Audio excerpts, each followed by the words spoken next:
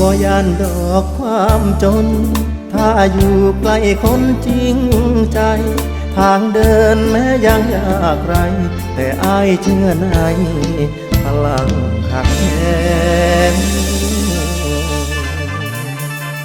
และใจบ่เคยยอมแพ้มีเจ้าคอยดูแลเจองานอยากอายบ่บนคันมีเจ้าบ่ยันจนพอเดินจนพ้นผ่านใดทางไกลไกลพี่บ่แค่แดงละนางโอ้โอ้เด้อแฟนอาย